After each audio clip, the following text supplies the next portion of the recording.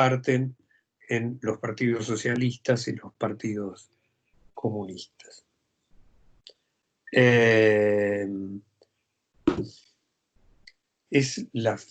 Lo que fija la política es el Comintern. Supongo que es a principios de la década del 20, no me tendría que fijar, pero es antes del 30, antes de la crisis del 30, en la cual aparece el planteo de hay que hacer una alianza de clases al interior de cada uno de estos países dominados.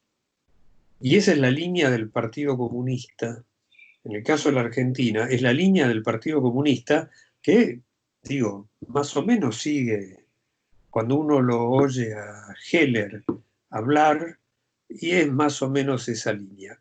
En estos países con un argumento. La clase obrera es tomado de la evolución europea y proyectado a todos los procesos. ¿Qué pasó en la Argentina? No hubo una revolución democrático-burguesa. El intento de revolución democrático-burguesa de 1810 quedó a mitad camino, fue derrotado, y en esa época la línea de los partidos comunistas era, en América Latina lo que hay es feudalismo. Sigue subsistiendo la relación feudal. Entonces, ¿cuál es el problema de la clase obrera de estos países?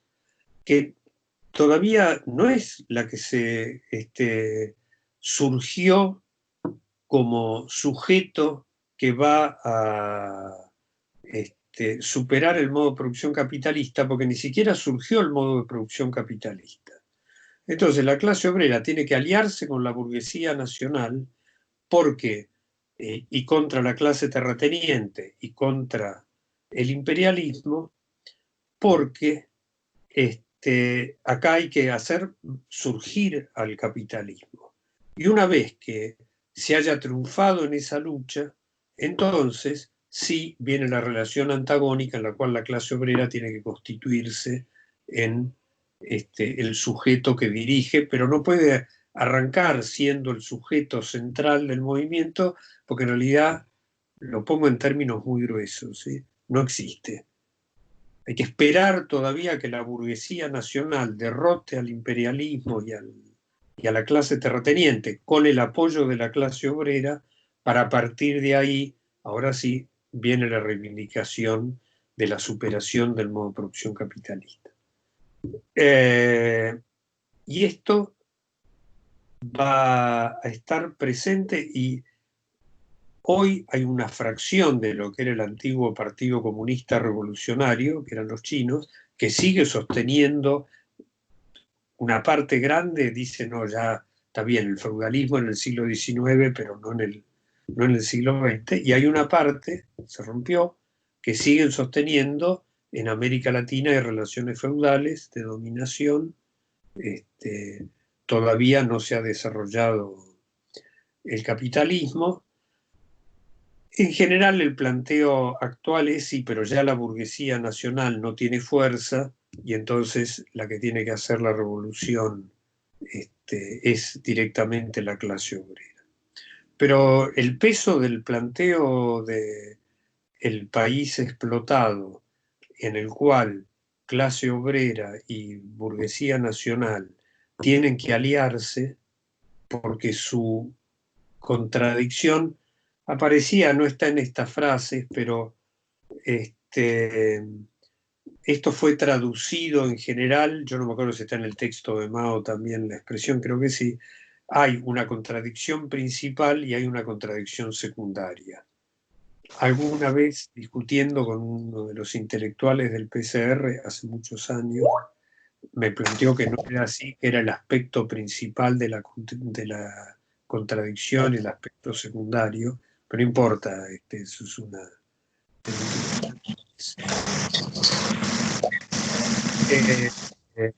la contradicción principal es el pueblo contra el imperialismo, la contradicción secundaria es en el seno del pueblo. Dentro del pueblo. Sí, supongo que los que tienen puestos los auriculares debe ser terrible el sonido ese. Entonces, los que aparecen como una línea política con fuerza en el desarrollo histórico no es el trotskismo. Es el desarrollo de la posición de la Unión Soviética. Y la posición de la Unión Soviética está basada en el desarrollo que aparece acá de naciones explotadas y naciones explotadoras. Por eso lo tomo a lo de Mao, porque Mao es el que reivindica cuando los partidos comunistas que respondían a la Unión Soviética están cediendo en eso, o hay problemas adentro, el PCR es el comunismo chino es el que hace la reivindicación de ese planteo. Sobre Trotsky y sobre el planteo de Trotsky, vamos a ir en la última unidad, porque es el planteo respecto de cómo se supera el modo de producción capitalista. No sé si contesto tu crítica o no contesto tu crítica.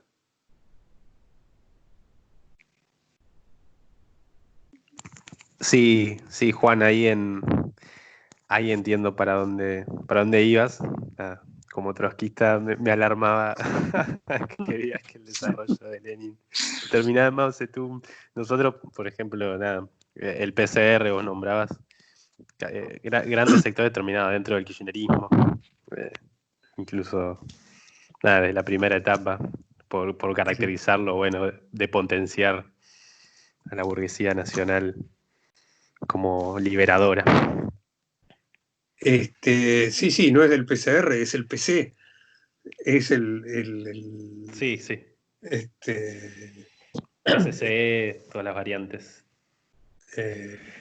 es la línea principal del Partido Comunista de la Argentina, que era el Partido Comunista ligado con la Unión Soviética, que seguía la línea de la Unión Soviética.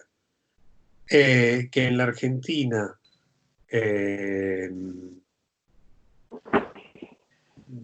perdió la presencia que tenía, y en gran medida la presencia que tenía el Partido Comunista en la izquierda argentina, ese lugar equivalente lo ocupa el trotskismo, pero en otros países de América Latina no es así. El viejo Partido Comunista sigue siendo la expresión de la izquierda, llamémosle de la izquierda marxista, sigue siendo la cosa. Y el trotskismo no tiene la fuerza que tiene en la Argentina.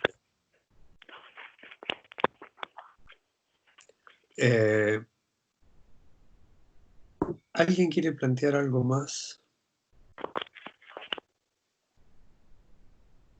Juan, yo quiero completar el planteo porque tal vez me trabé un poco cuando estaba pensando.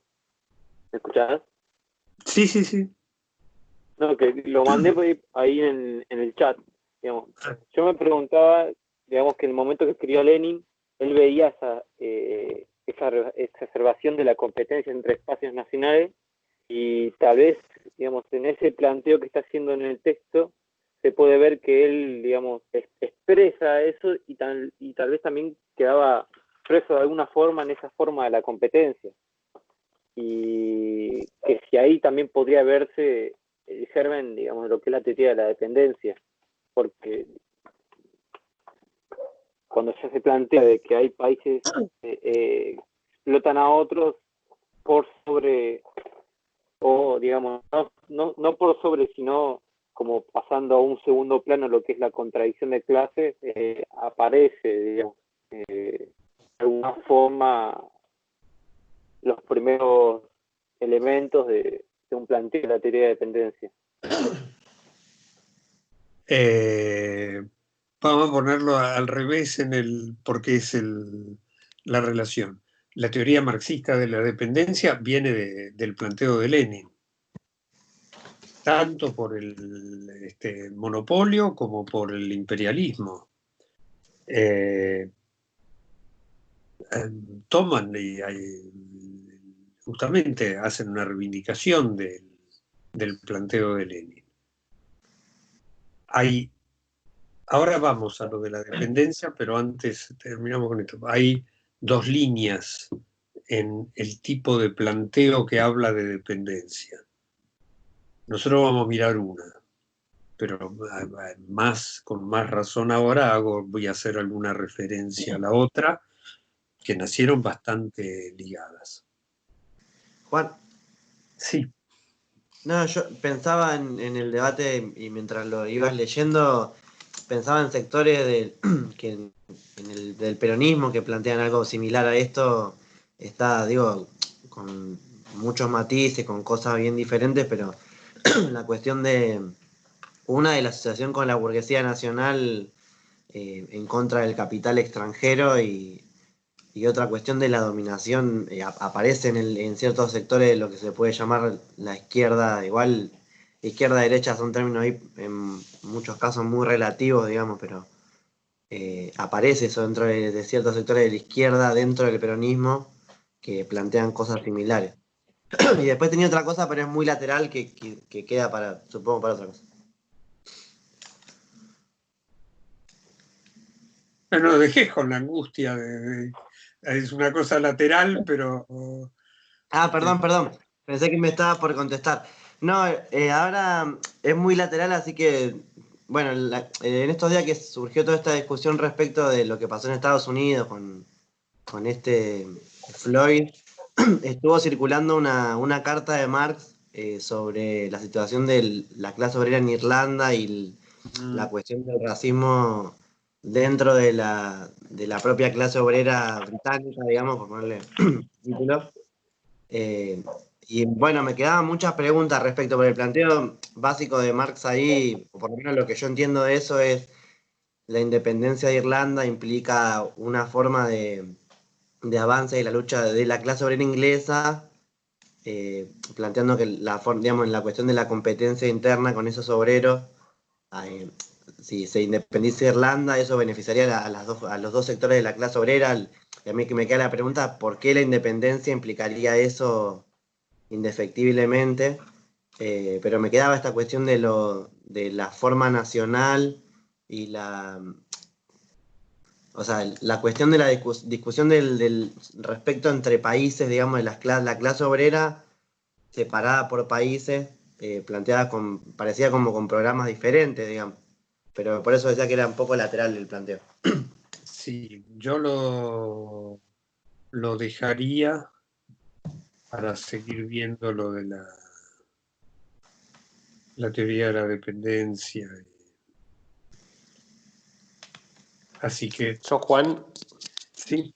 algo sobre sobre este tema de la dependencia y las naciones. Creo que quizás, no sé si ahora vamos a eso, pero él empieza a hacer después Lenin un desarrollo sobre también el carácter que empieza a jugar el Estado en cuanto al desarrollo de los monopolios y cómo hay una fusión más fuerte. Y bueno, está bueno compararlo también con cómo vimos nosotros al Estado, esa determinación que dice él que toma el Estado en la fase imperialista, que bueno, tiene una injerencia total y ahí toma un sentido quizás más claro, por lo menos para un sector de lo que después desarrollan los planteos de Lenin sobre el problema de las naciones, ¿no? Y quizá para llegar a otra conclusión que no sea la de la dependencia y la división nacional. Uh-huh. No sé si vamos a eso o no vemos el planteo de Lenin sobre el Estado. Lo del Estado lo vamos a ver en la última unidad también, donde la bibliografía es el Estado y la Revolución, por el lado de Lenin. Pensado muy en el sentido de cómo se supera el modo de producción capitalista, no pensado en términos de enfrentamientos nacionales. ¿Ah? Así que no sé si, me parece que vos te referís más a los enfrentamientos nacionales que a la superación del modo de producción capitalista. Sí, sí, yo me refiero a, bueno, a que los estados empiezan a ser fusionados con los monopolios y el capital financiero, lo que hace incluso disputar entre naciones el acaparamiento de esos capitales sobre diferentes mercados. Bueno, lo que él plantea que, bueno, da lugar a las guerras imperialistas de rapiña y que, bueno, creo que el debate de imperialismo, fase superior del capitalismo, también va en un sentido de tratar de romper las conducciones políticas, los partidos políticos de la clase obrera que vayan detrás de ese Estado que que utiliza el argumento nacional para unificar criterios y avanzar sobre otros países, incluso hasta llegar a la guerra. Creo que ese es un elemento importante para entender el planteo nacional de él. Los estados ya directamente como, bueno, representando la necesidad del capital para poder desarrollarse y valorizarse, encontrar nuevos mercados, y ese desarrollo y valorización implica el avance sobre nuevos mercados que están acaparados por otros capitalistas, que no necesariamente son donde se desarrollan nacionalmente, sino también las guerras coloniales que se disputan países de lo que llaman periféricos. Nada, eso. No, está. Yo empecé tomando esto de la referencia a cómo los países imperialistas se habían ido ocupando África y demás. Con respecto a lo del Estado, y el Estado siempre representa el capital de su espacio nacional. Y la guerra no es un fenómeno de la etapa esta que está apareciendo ahí. Uno tiene que mirar la guerra, las guerras, la franco-prusiana, la guerra de Crimea, que son todas guerras de principios de la segunda mitad del siglo XIX, que son guerras que son con el carácter todavía está, en parte está en discusión quién se queda con cada cacho del mundo, pero son estas guerras de competencia entre ellos, y uno lo puede mirar incluso en los procesos bélicos anteriores, el campo de batalla que aparece, por lo menos en la historia de estos países llamados centrales, es una guerra entre los países, entre los estados nacionales europeos. ¿No? Pero no hay una diferencia entre esas guerras y las guerras del siglo XX. Digo, creo que unas se disputan espacios donde poder colocar sus mercancías y las otras donde directamente exportar capitales para colocar empresas, capitales transnacionales, donde tengan mejores condiciones para reproducir su mercancía y exportarlas al mundo, ¿no? Pensá que las guerras anteriores tienen un carácter también de quien domina el mercado mundial.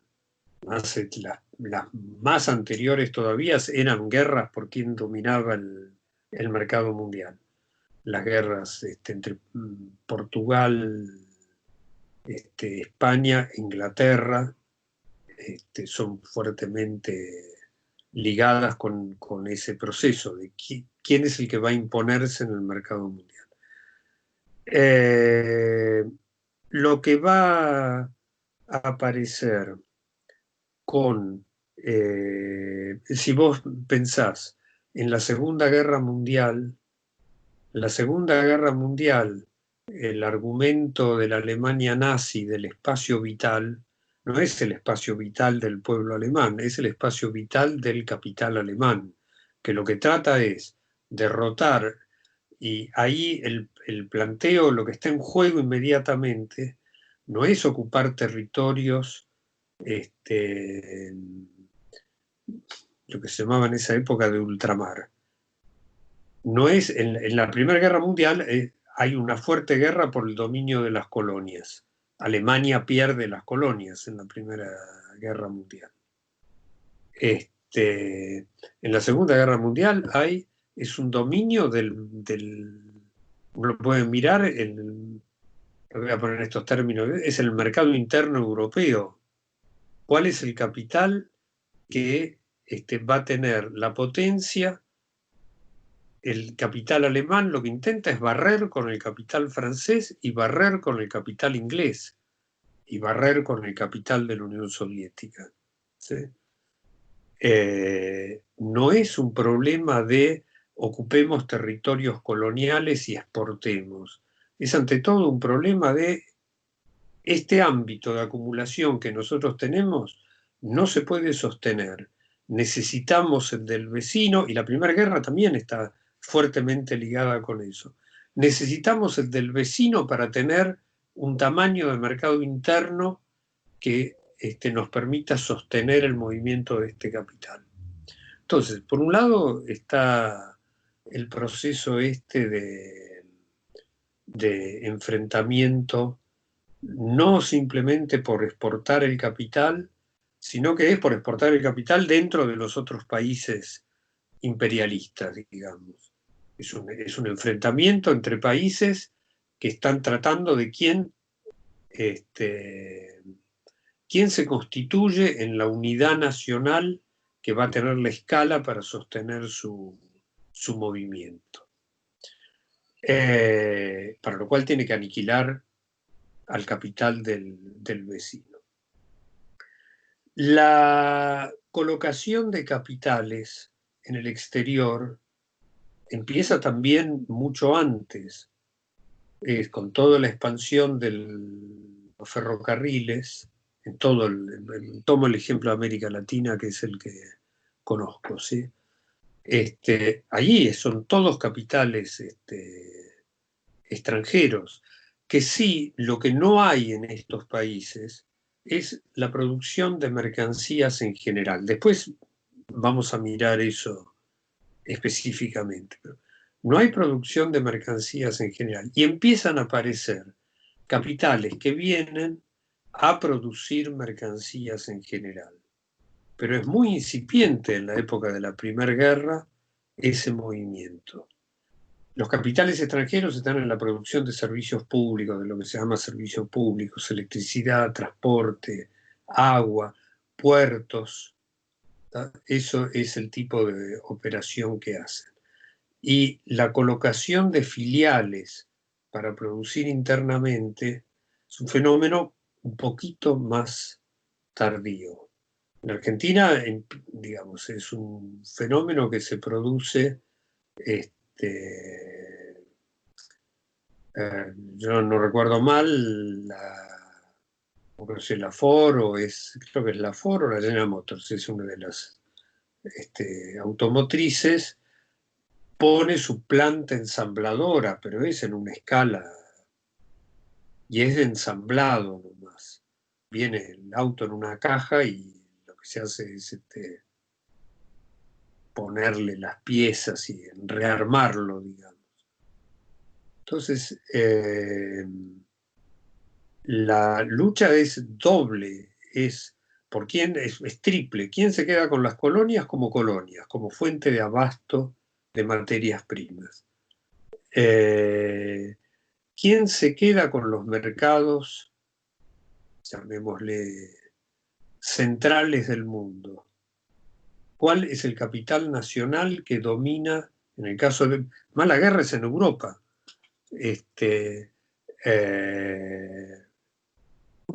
¿Quién domina en Europa? Y está lo que vos planteabas de hay que llevar capital, se exporta no simplemente mercancía, sino también capital, pero es un fenómeno que viene desde mucho antes de la época esta. ¿Ah? En estos procesos de desarrollo de las la construcción de las condiciones materiales generales para la producción no industrial, sino para la producción de materias primas. Hace falta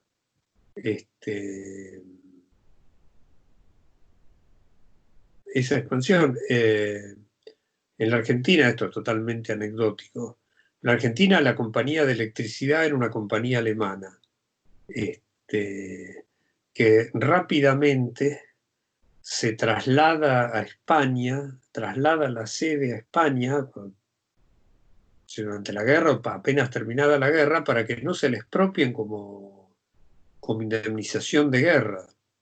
Entonces pasa a ser una compañía española. Y el capital alemán, que tenía mucha presencia, ahí pierde toda la presencia en la Argentina. De vuelta, no sé si te contesto o no te contesto, pero digo, está presente todo esto también. No es solo que hay una fase distinta de la exportación de los capitales. Sí, sí, me contestás. Yo quise explicar un poco eso, pero no. Coincido con tu desarrollo en ese sentido. No quise también plantear que eso apareció en esa época, sino que más bien necesitó la guerra para poder tener su desarrollo más pleno.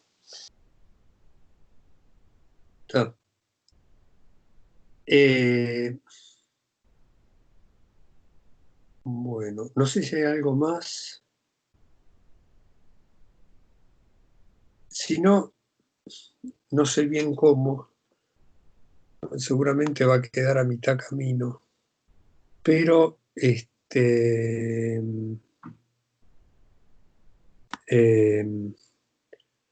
trataría de ver.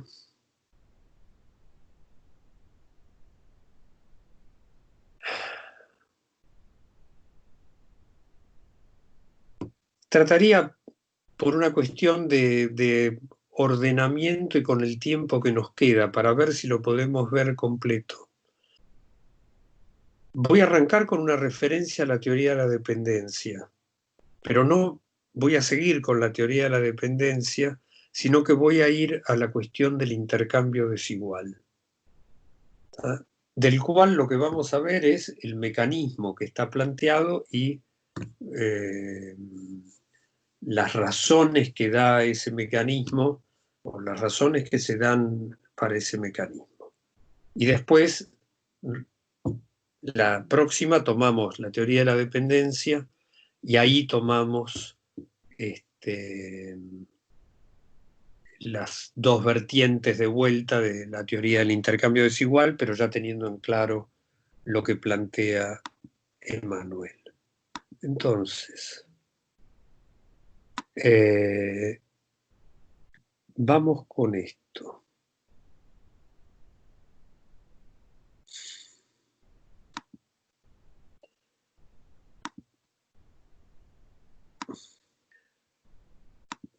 La teoría del intercambio desigual aparece planteada en general, pero va a jugar un papel central en la teoría de la dependencia, que es el producto latinoamericano por excelencia, y en el cual yo no me meto ahora, sino que voy a mirar qué significaría por sí mismo el intercambio desigual.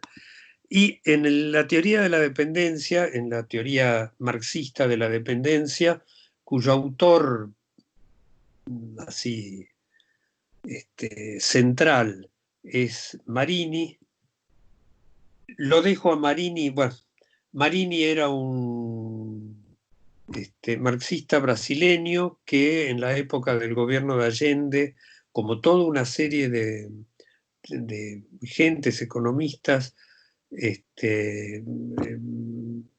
fueron a Chile, y de Chile se tuvo que después exiliar, y esto, la dialéctica de la dependencia, está escrita... esperen,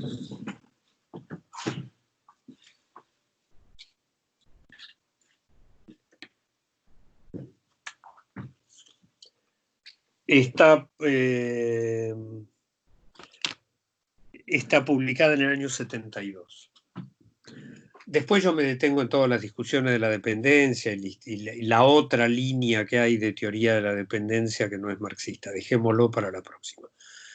Pero en la explicación que va a dar Marini sobre qué es la dependencia, va a tener una referencia a intercambio desigual. Esa referencia a intercambio desigual está en esta cita que yo tomé. Y su planteo del intercambio desigual es un planteo que viene de la teoría del imperialismo y donde lo que plantea, y ligado con el monopolio, hay países que tienen el monopolio sobre ciertas producciones y el poder que les da tener el monopolio sobre esas producciones les permite pasar por encima de la ley del valor y venden a precios que son superiores al valor de las mercancías, a lo que sería la determinación normal de los precios por el valor de las mercancías, y eso es lo que Marini va a llamar un intercambio desigual. Y en consecuencia, los países que tienen este poder de violar la ley del valor y vender por encima de lo que corresponde al valor, se alimentan de el valor producido en los países que no tienen este poder y que pagan por encima del valor, está implícito que venden las suyas además por debajo del valor, y lo va a cerrar con esto. Acá hay una transferencia de valor y que hay otro paso acá. El primer paso era simplemente tienen el poder de eludir la ley del valor porque producen mercancías que los otros no producen, pero después va a hacer referencia a una diferencia en la productividad del trabajo. Pero entonces aparece este planteo, ¿no?, que queda ahí. Es simplemente poder que se tiene porque se produce algo que los otros no producen y le venden estos países dependientes, venden sus productos a estos países dominantes en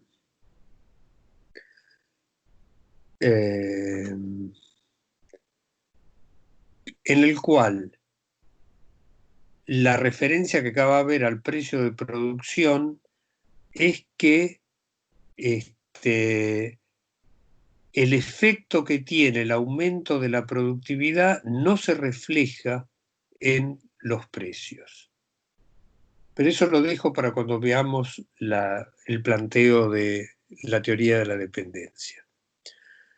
Lo que se conoce como teoría de la dependencia, estrictamente lo que se difundió en general como teoría de dependencia, perdón, digo disparates, de la teoría del intercambio desigual, que no está ligado con la teoría de la dependencia, pero sí está ligado con la teoría del imperialismo y de un país que explota a otro país, es la teoría del intercambio desigual de Argiri Emanuel, que era un griego militante político y creo que fue además luchador contra la ocupación alemana durante la guerra, de la resistencia griega, que va a hacer este análisis. Yo presento de Emanuel el análisis porque es un análisis que se basa en la transformación de los valores en precios de producción.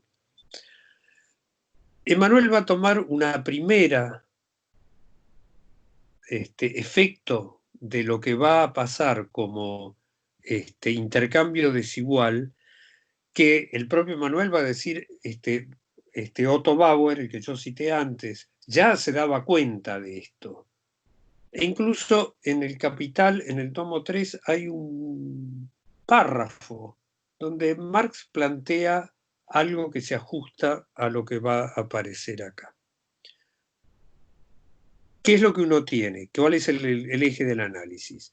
Tenemos la determinación del valor de las mercancías y tenemos dos países. Acá, en lugar de tener dos sectores, acá lo que tenemos son dos países.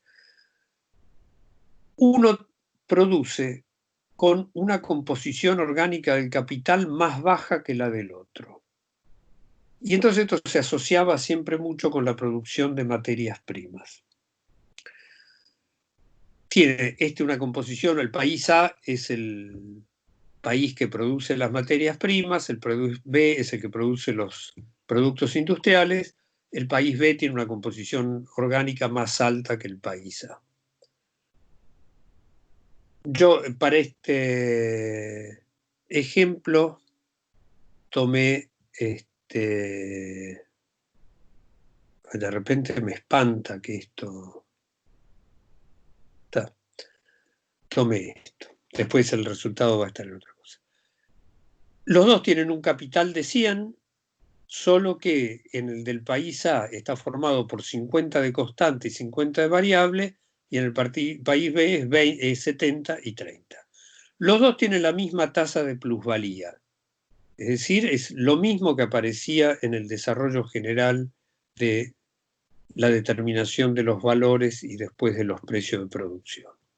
En consecuencia, en el país A se extrae 50 de plusvalía, en el país B se extrae 30 de plusvalía, y si uno suma el capital constante más el capital variable más la plusvalía, tiene el valor de las mercancías del país A, el valor de las mercancías del país B. Estos dos países son la unidad mundial de la producción social y, en consecuencia, ese total es el capital total de la sociedad, donde hay una composición orgánica promedio de 1,50, 120 de constante, 80 de variable, 100% de tasa de plusvalía, porque los dos tienen la misma, contra los 80 de capital variable se producen 80 de plusvalía. ¿Qué es esto? Valor total 280. ¿Qué es el paso que sigue a esto? Decir, bueno, pero cuando las mercancías se cambian por sus valores, entonces las tasas de ganancia de los capitales son distintas. El que tiene la composición orgánica más baja tiene una tasa de ganancia más alta, pese a que la tasa de plusvalía es la misma. 50% para el capital de A, 30% para el capital de B, 40% de ganancia media. En la competencia internacional, porque esto es la condición que va a estar analizada en este intercambio desigual, en la competencia internacional se va a formar la tasa general de ganancia. La tasa general de ganancia va a ser igual a la que corresponde al total de la sociedad. Sobre los 100 de capital es el 40%, sobre los 100 de capital de A va a ser 40, la ganancia que le corresponde. Sobre los 100 de capital de B, 40 es la ganancia que corresponde. El total de plusvalía, los 80 totales de plusvalía van a estar apropiados en proporción al monto del capital, no a la composición orgánica del capital, y los precios de producción de la mercancía de A van a ser 140, precio de producción de la mercancía de B va a ser 140, la suma de los precios de producción, acá solo se está mirando esta transformación partiendo de los valores y llegando a los precios de producción, es igual, la suma de los precios de producción es igual a la suma total del valor, y la suma de la ganancia es la plusvalía repartida. ¿Qué va a decir entonces esa primera versión del intercambio desigual? Bueno, el país A gastó 100 de trabajo, 50 de capital variable y 50 de plusvalía. Y de ese gasto que hizo, va a recibir como ganancia media de estos 50 de plusvalía que produjo, solo va a recibir 40. Mientras que el país B, que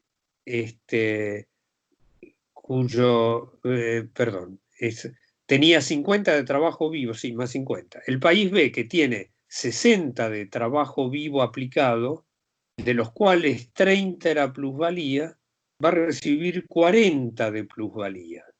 Y en consecuencia, la acumulación de capital en B va a estar apropiando una plusvalía que se produjo en A. Y esto es la primera versión del intercambio desigual. Si sistemáticamente hay países que tienen una composición orgánica más baja que otros, esos países van a estar alimentando la acumulación de capital en el otro país constantemente, rindiendo, gastando más trabajo y quedándose con una porción más chica del producto de ese trabajo. ¿Alguien quería plantear algo?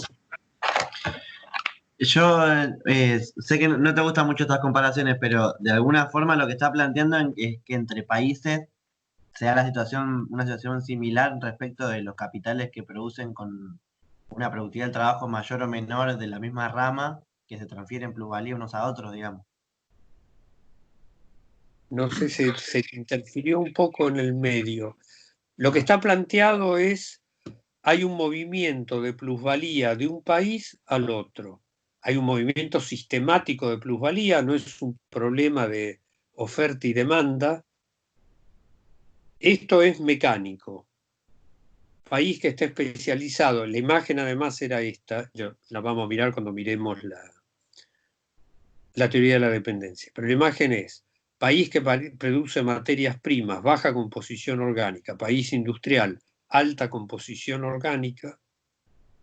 Bueno, entonces el país que produce materias primas sistemáticamente está entregando una parte de su plusvalía al otro país.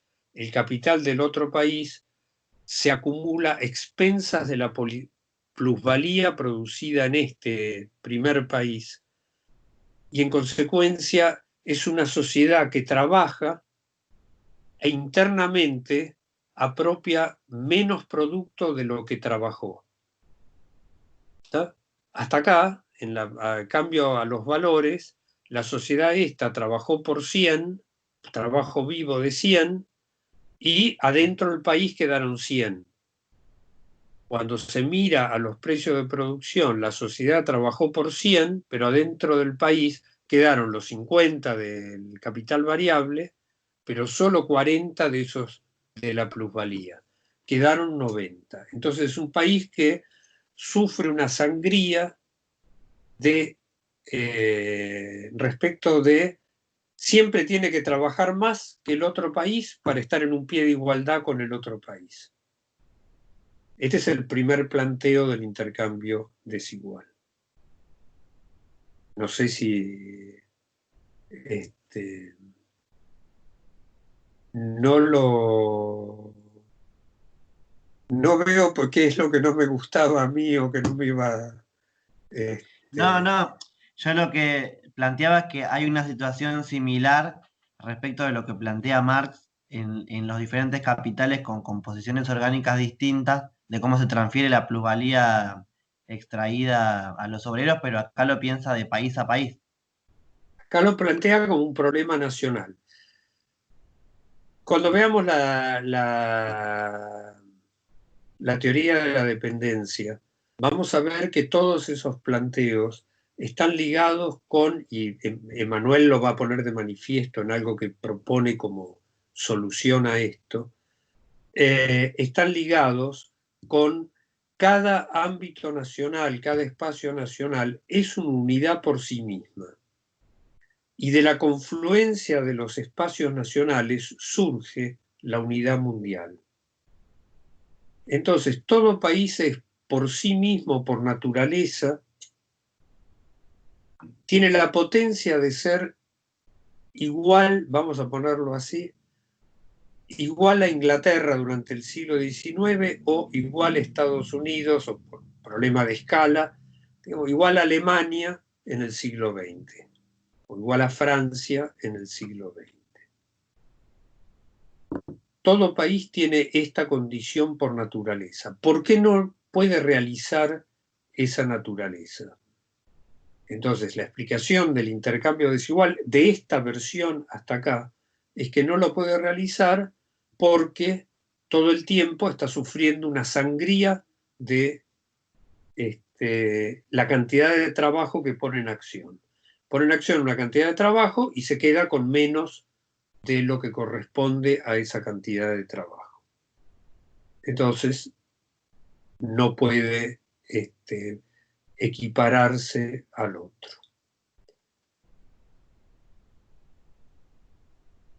Como no sé, si ustedes aguantan 5 minutos más, más de 10, 15 minutos más, completamos el planteo de Manuel. Pero si no, lo seguimos el martes que viene, o lo retomamos el martes que viene. Díganme qué prefieren.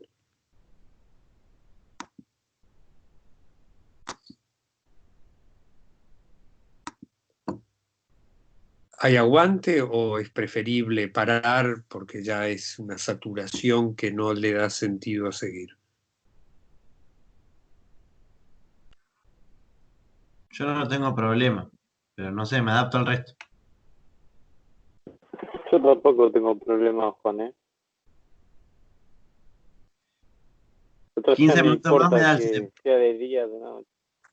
Bueno, completemos, entonces, pero yo no quisiera que se vaya gente, los que sí tienen problemas, porque entonces no tiene sentido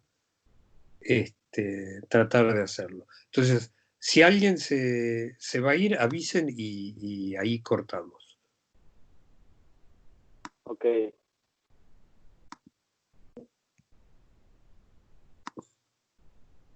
¿Qué es lo que va a decir el planteo de Manuel? Manuel lo que va a decir es, bueno, pero ese no es el problema de la diferencia entre un país subordinado y un país imperialista, un país dependiente y un país central, un país periférico y un país central. El problema es de otra índole. Entre otras cosas, va a plantear, bueno, eso es lo que equipara los capitales en el modo de producción capitalista, eso es así, y no tiene, no hay qué hacer respecto de eso. Pero lo que va a decir es, la situación no es esa. La situación es que no solo hay distintas composiciones orgánicas, sino que hay distintas tasas de plusvalía. Porque en los países que producen las materias primas, en los países subordinados, no es que simplemente se paga la fuerza de trabajo por su valor, por razones institucionales se paga la fuerza de trabajo por debajo del valor. Y en consecuencia, como para él esto no implica una diferencia en la productividad del trabajo ni en las condiciones de producción, lo que hay es una tasa de plusvalía artificialmente multiplicada. Por estas razones institucionales, en el país productor de las materias primas, lo que hay es esta tasa extraordinaria de plusvalía. Y al Perdón, mismo Juan, tiempo, ¿sí? yo no te seguí. Se me fui por un segundo y no. Se me fue el cerebro por un segundo. El planteo es, el problema no es simplemente la diferencia en la composición orgánica. El planteo es, en estos países subordinados, por razones de carácter institucional, que es un argumento que va a aparecer ligado también con los planteos de la teoría de la dependencia, por razones institucionales, la fuerza de trabajo es muy barata. Esto no afecta la productividad de ese trabajo. En consecuencia, la tasa de plusvalía es muy alta. Y esa es la clave de la diferencia. Porque ¿qué es lo que va a pasar? Acá hay capitales que, además de tener una composición orgánica más baja, cuando tengan que participar en el reparto de la plusvalía, el reparto entre los países de la plusvalía, entran con un capital que es muy chiquito, porque el capital variable es extremadamente bajo. Y entonces lo que va a plantear es esto que yo puse acá. Vamos a suponer que la composición orgánica en este es de 2, en este es de 2,33, me quedó. El capital constante es de 50, el capital variable de 25, pero la tasa de plusvalía es de 300, 75 de plusvalía, 150 de valor. Y en el otro país, lo que uno tiene es lo mismo que lo que tenía antes. 70, 30, 30, 130 de valor. ¿Qué es lo que va a plantear? Ahora, la tasa de ganancia en el país A es del 100%, considerado aisladamente. En el país B es el 30%, como era también en el caso anterior. Pero la tasa de ganancia promedio es del 60%. Y ahora lo que hay para repartir no eran los, creo que eran 70 en el otro caso, 80, no, los 80 de plusvalía. Ahora lo que hay para repartir son 105 de plusvalía. Pero además, el capital del país A, que antes era de 100, ahora es de 75, porque como paga la fuerza de trabajo muy barata, tiene un monto adelantado más chiquitito.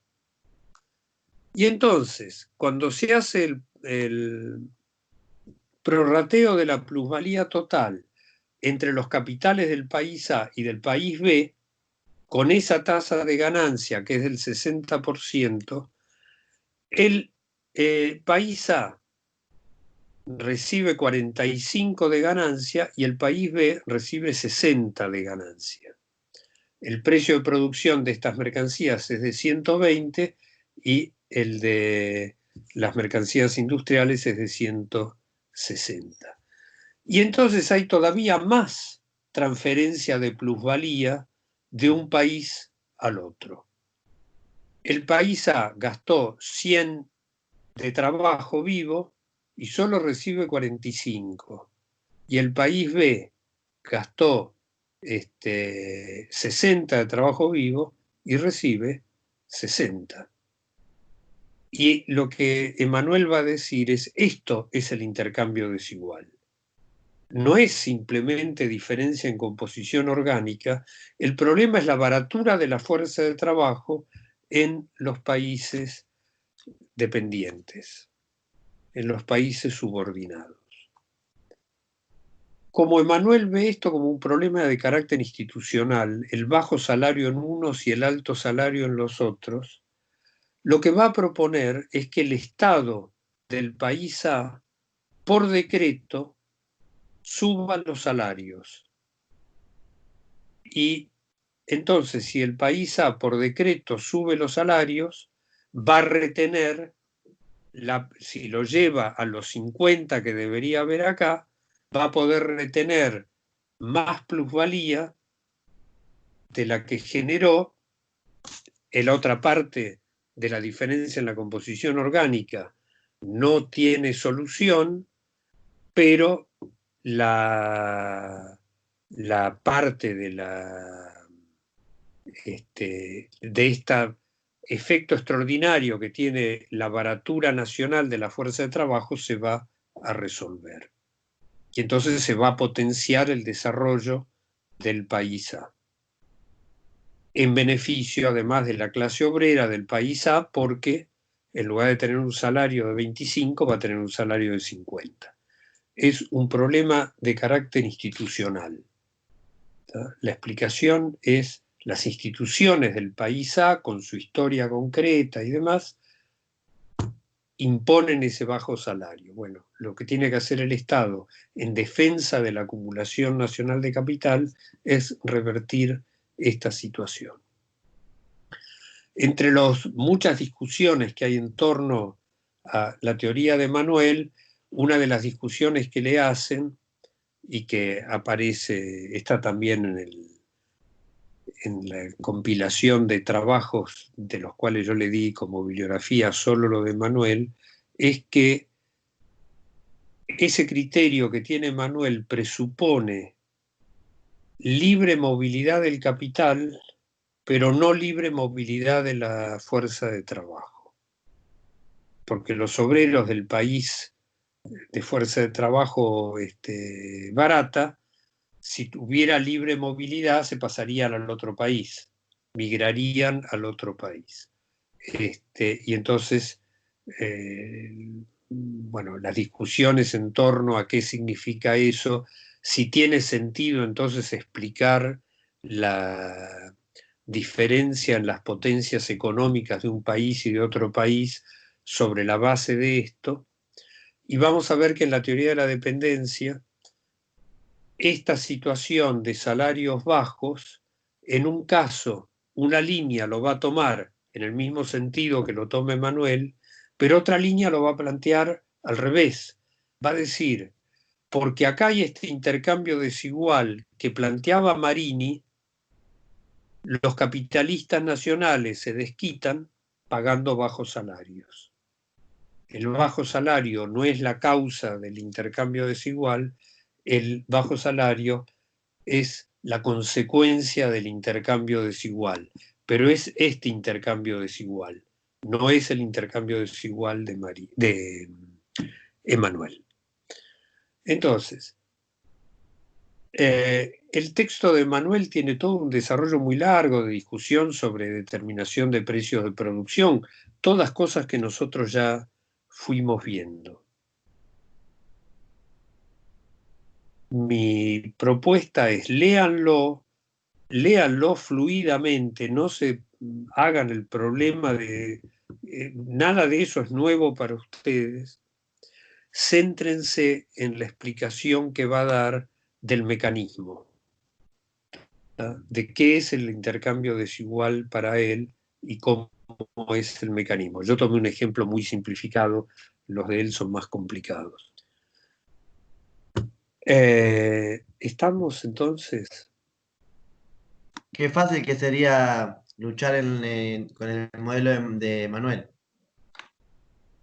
Claro, depende, es un problema institucional, dice él. Nada, si te suben el salario por decreto, digo. Sí, sí. Eso es lo que tendría que hacer un Estado. Ojalá acá fuera el Estado argentino tomara el planteo de Manuel y dijera, bueno, acá hay que subir todos los salarios, así. Pero no está tan lejos de una serie de planteos. Ley de góndolas. Esa tiene que ver más con el capital monopolista. Pero bueno. Quedamos entonces con esto para revemos el martes lo que quieran que reveamos de las dos cosas que vimos hoy. Vemos la teoría de la dependencia, la teoría marxista de la dependencia. Yo hago referencias paralelas a la teoría de la dependencia que no es marxista. Es ilustrativo la evolución de algunos sujetos en torno a esto, sujetos que conocemos, no tanto de la Argentina como de algún otro país de América Latina. Y después yo voy a hacer el planteo desde mi punto de vista, cuál es la especificidad de la acumulación del capital en los países de América Latina en general, en particular en la Argentina, muy rápido.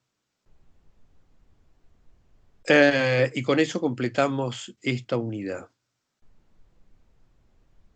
Espero en las 4 horas entonces del martes poder ver lo más posible de la crisis. ¿Tá? Tratar de avanzar lo más posible en torno a los ciclos y las crisis de la acumulación de capital, que va a quedar reducido a un relato sin bibliografía. Así podemos avanzar sobre la última unidad, que está llena de bibliografía, y hay compensación bibliográfica en cantidad. Son como 15 autores distintos que vamos a ir viendo, empezando por Adam Smith. Así que, y terminando por Holloway y Negri. ¿Quedamos así? Bueno, Nos vemos. Nos vemos. El martes. Hasta el martes. Chao. Chao, nos vemos. Buen fin de semana. Igualmente. Chao, hasta el martes.